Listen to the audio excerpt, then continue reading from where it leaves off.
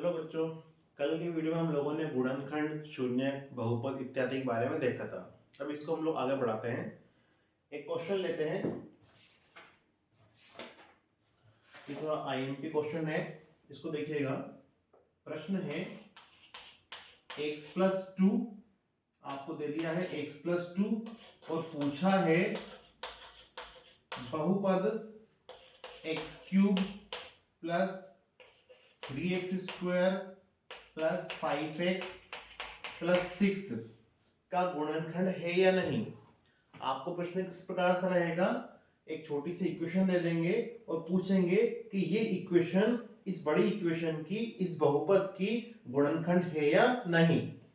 अगर x+2 इस समीकरण का गुणनखंड है तो इस समीकरण को x+2 सेटिस्फाई करेगा, संतुष्ट करेगा। इसका अर्थ है यहां से हम x की वैल्यू निकालेंगे, इसको शून्यक मानेंगे, शून्य के बराबर लेकर x बराबर हमारा कितना है -2।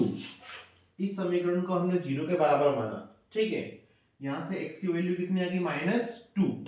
अब ये -2 इस समीकरण में रख देंगे, x के जगह पर हम लोग -2 यहां पर रखेंगे। अगर ये भी 0 आ जाता है तो x+2 इस समीकरण का शून्यक कहलाएगा, गुणनखंड कहलाएगा। देखते हैं हम लोग। ये लिखा है x की वैल्यू -2 है, -2 लिखा, x के ऊपर क्यूब है तो क्यूब लगाया। यहां पर लिखा है प्लस लिखा, ये 3 लिखा, उसके बाद ये x² लिखा है, x की वैल्यू है -2, ये स्क्वायर हो गया, प्लस 5x, ये 5 लिखा और ये हमारा x हो गया प्लस 6, ठीक है। -2 का क्यूब -8, माइनस का पावर 3 बार करोगे तो माइनस ही रहेगा, और 2 का क्यूब 8, 3 वैसे ही -2 का स्क्वायर 4 हो जाएगा, पावर सम है तो ये पॉजिटिव हो जाएगा। 5 का 2 में 10, प्लस प्लस माइनस माइनस,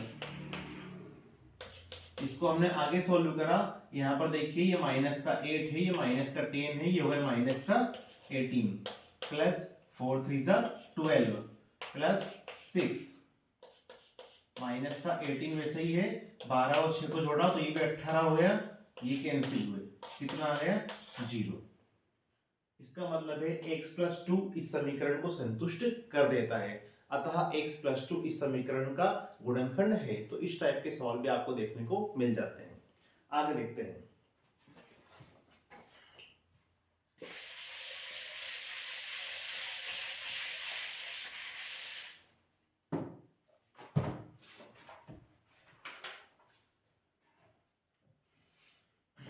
अब एक टॉपिक आता है आपका गुणनखंड ज्ञात करो।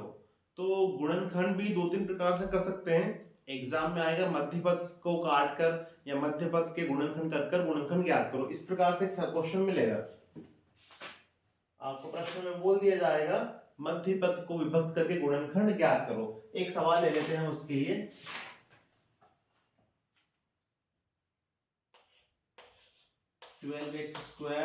पहले पॉजिटिव सवाल लेते हैं कोई सा, आपको इजी पड़ेगा, फिर आपको नेगेटिव भी मैं बता दूंगा। 2x² प्लस 7x प्लस 3, इसके आपको गुणनखंड करने हैं। ध्यान से लीजिएगा बेटा, आज ही आपको लेक्चर में ये बताया है, इसके बारे में एक बार समझ लीजिए।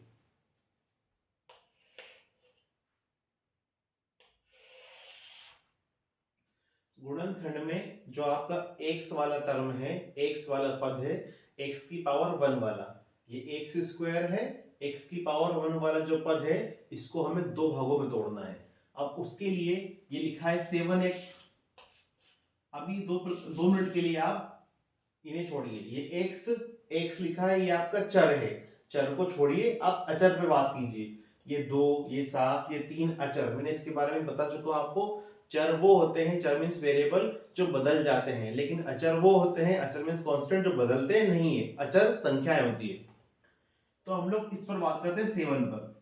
7 के अगर हम लोग गुणनखंड करें, टुकड़े करें, दो भागों में टुकड़े करें, सारा प्लस वाला मामला है, तो प्लस वाले दो टुकड़े कौन कौन से हो सकते हैं? 1 और 6 हो सकते हैं, 2 और 5 हो सकते हैं, 3 और 4 हो सकते हैं, या 4 और 3, या 5 और 2, 6 और 1। इस टाइप से आपके 7 के टुकड़े हो सकते हैं। अब इनमें से 1 2 3 इनमें से कौन सा टुकड़ा हम यहाँ पर ले, ये हम लोग देखते हैं। इसके लिए हमें एक्स स्क्वायर का गुणांक और अचर पद, क्या बोला मैंने आपसे, एक्स स्क्वायर का गुणांक,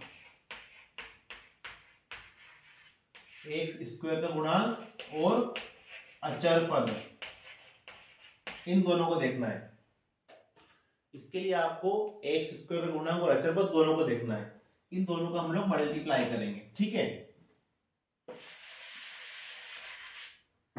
यहां पर एक्स स्क्वायर का गुणांक कौन है, 2, ये लिखा मैंने 2, मल्टीप्लाई करेंगे। अचर पद कौन है, 3, ये लिखा मैंने 3, तो 2 तिया क्या आया 6, 2 तिया क्या आया 6।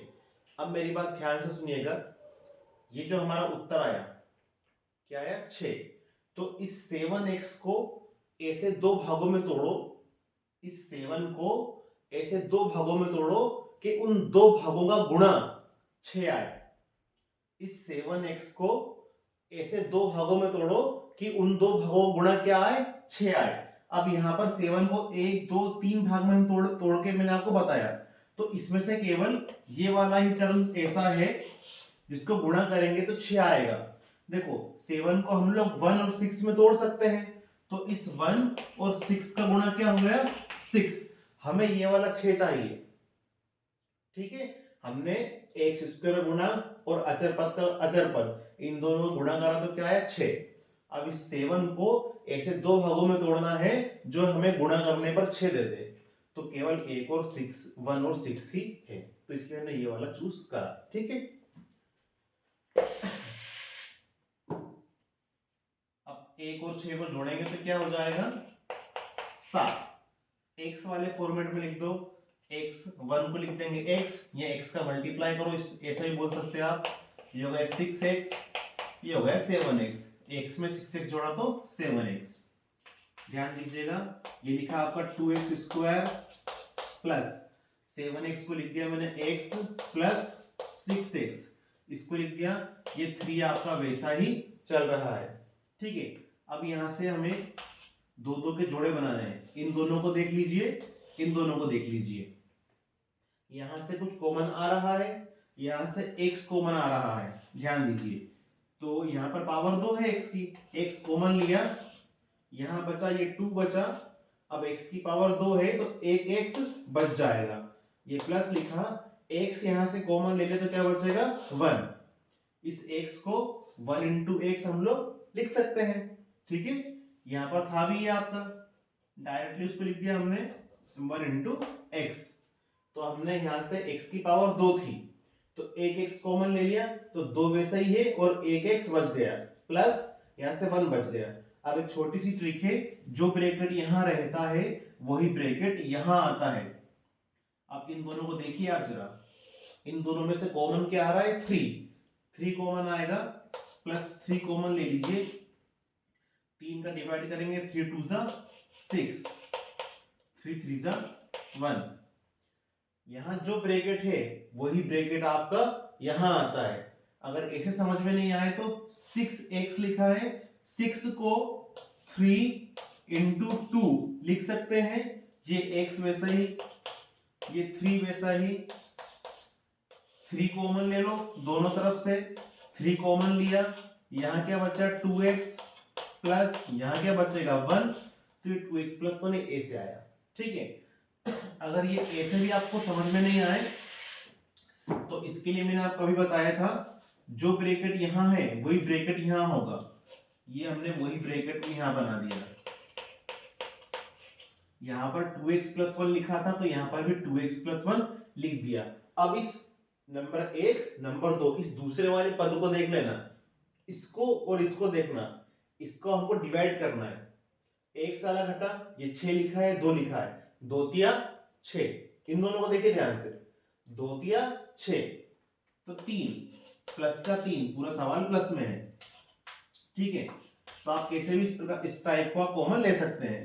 अब देखिए 2x प्लस 1 यहां भी है, 2x प्लस 1 यहां भी है, तो 2x प्लस 1 को कॉमन लिया, या 2x प्लस 1 को एक बार लिख दिया, यहां से 2x प्लस 1 और यहां से 2x प्लस 1 कॉमन लिया, तो यहां बच गया आपका x, यहां बच गया +3। तो इस टाइप से इस समीकरण का हमने एक गुणनखंड निकाल दिया। ठीक है, आई थिंक आपको ये समझ में आ गया होगा।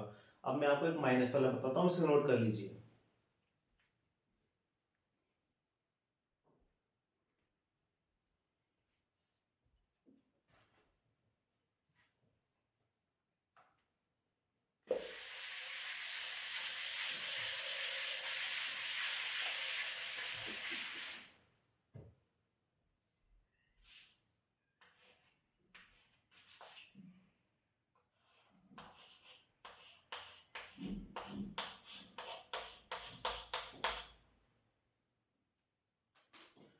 इसको देखिए, एक माइनस वाला देख लेते हैं। ठीक है, इसके गुणनखंड हमको करना है, वही टेक्निक अप्लाई करेंगे अभी वापिस। इस 7 को दो भागों में तोड़ना है, तो एक्स स्क्वायर गुणांक कौन है 12, और यहाँ कौन है अचर पद 1, तो 12 का 1 में गुणा करेंगे 12 ही आएगा। ठीक है, अब इस 7 को ऐसे दो भागों में तोड़ो आप, इस 7 को ऐसे दो भागों में तोड़ो कि गुणा करने पर 12 आए। सीधी सी बात है, 7 को हम दो भागों में 3 और 4 के रूप में तोड़ देंगे, 3 चौक 12 होता है, 3 और 4, 3 का मल्टीप्लाई 4 में करेंगे तो क्या जाएगा आपका 12। ठीक है, अब 3 में ये 4 जोड़ेंगे तो क्या आ जाएगा आपका 7, लेकिन ये 7 आ रहा है आपका प्लस का, और सवाल किसमें है, माइनस में है। ठीक है, तो हमें माइनस का 7 चाहिए और प्लस का 12 चाहिए, तो उसके लिए हम लोग क्या करेंगे, यहां पर 3 और 4 की जगह -3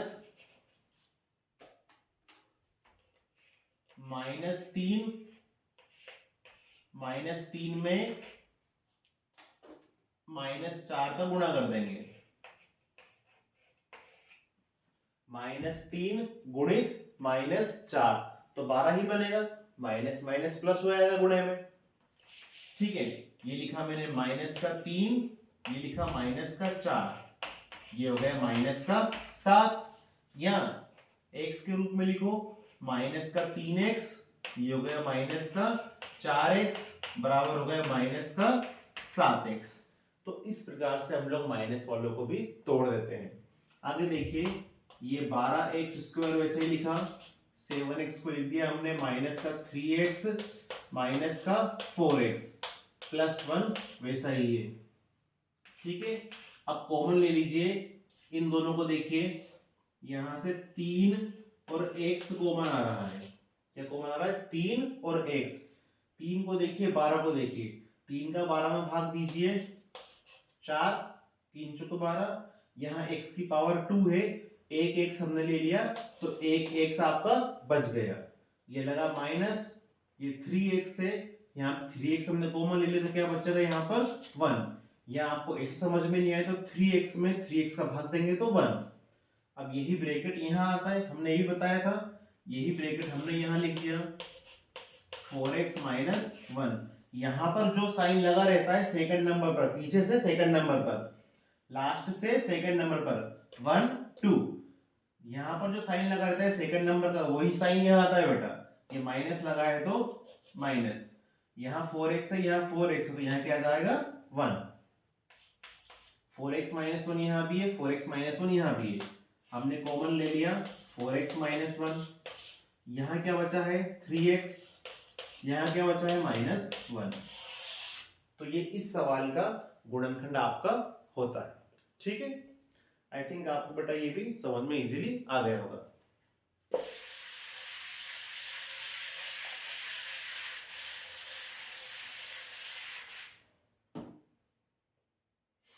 कुछ फॉर्मूले आपको बताए थे पहले, आप उनको जरूर नोट कीजिएगा।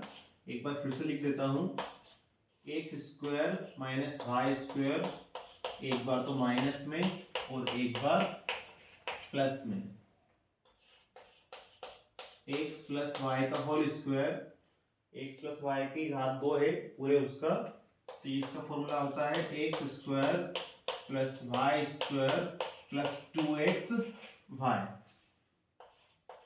x माइनस वाई स्क्वायर का फॉर्मूला होता है x square plus y square minus 2x y. ये माइनस से माइनस हो जाता है। ये तीन फॉर्मूले, दो फॉर्मूले को बता रहा हूं क्यूब वाले, आपको याद होने चाहिए बेटा।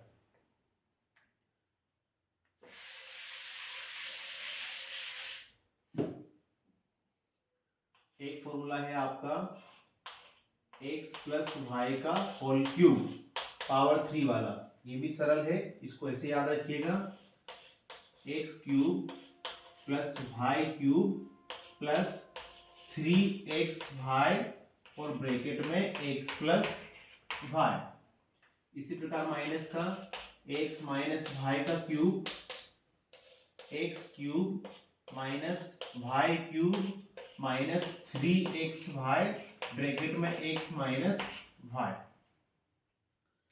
प्लस वाले में सभी जगह प्लस लगा दिया, माइनस वाले में सभी जगह हमने माइनस लगा दिया। x प्लस वाई का cube, x cube plus y cube plus 3x plus x plus y bracket में, और माइनस वाले में माइनस हो गया। इसे नोट कर लीजिए आप।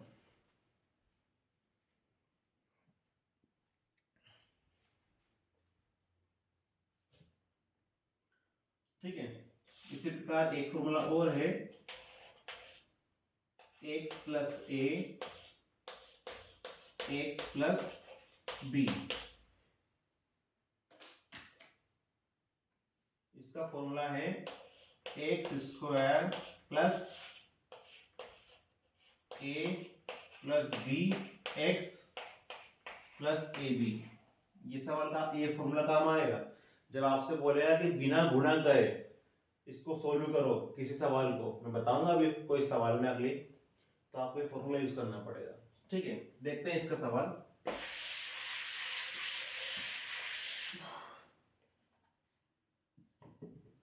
प्रश्न इस टाइप से आता है,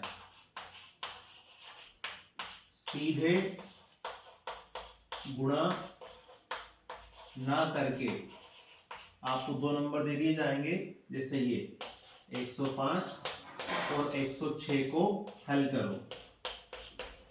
ये आपको दो नंबर दे दिए, सीधे गुणा ना करके 105 गुणित 106 को हल करो। डायरेक्टली हम गुणा कर देंगे तो हम लोग कर लेंगे।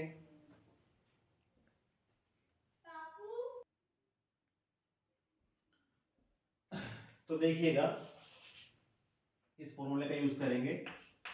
सबसे पहले तो ऐसे नंबरों को आप एक ऐसे नंबरों में विभक्त करो जो लगभग उसके आपको इजी पड़े कुल मिला के। जैसे 105 है तो इसको मैं 100 प्लस 5 लिख सकता हूं।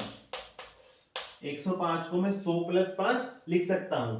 अब 106 को भी ऐसे ही नंबर में विभक्त करूंगा, लेकिन उसमें एक नंबर 100 आपका आना चाहिए। इन दोनों नंबरों में एक नंबर ऐसा आप चूज करो, ऐसा सिलेक्ट करो जो दोनों को पास में हो, दोनों से लगा हुआ हो।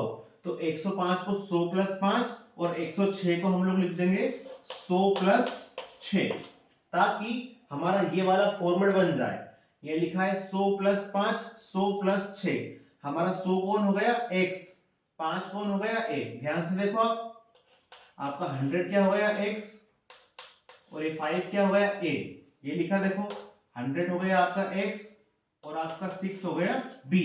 तो फॉर्मूले के अनुसार हम लोग क्या लिख देंगे यहां पर, इसको एक्स स्क्वायर, एक्स कौन है आपका 100, ये लिख दिया मैंने 100 का स्क्वायर, प्लस फिर लिखा है a प्लस b।